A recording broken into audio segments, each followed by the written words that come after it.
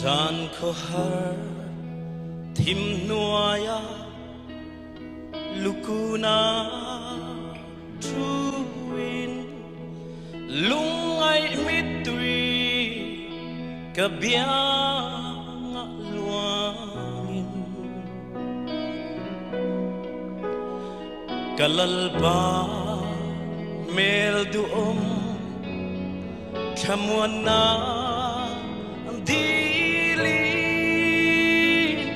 kalam lo hoile ang che ni tinin kangai che kalovin min chela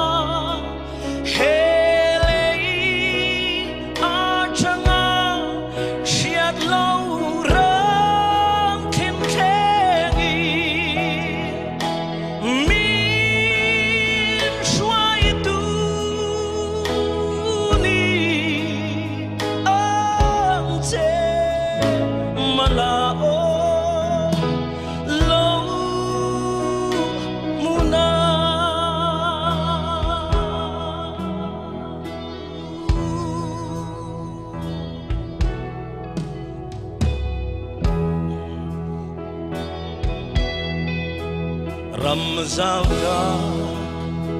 nein lal beratu ilang hausak natin kata loni se maksemal aom ay nun kohar zog hi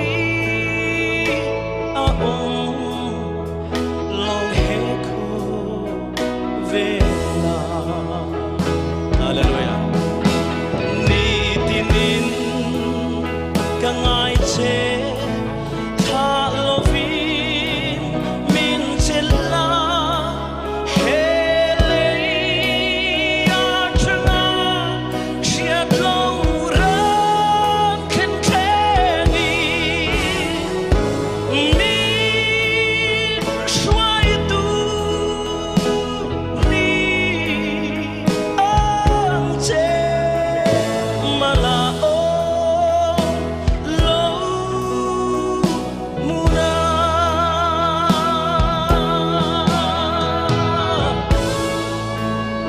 ben pui đâu đấy, khó ra sang anh giải pui đâu nhỉ?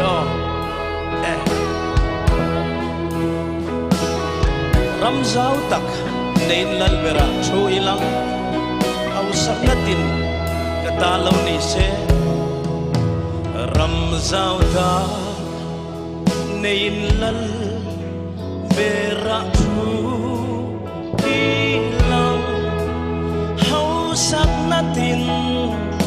kada loni se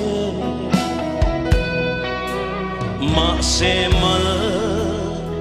aom ai nun kohar zog hi aom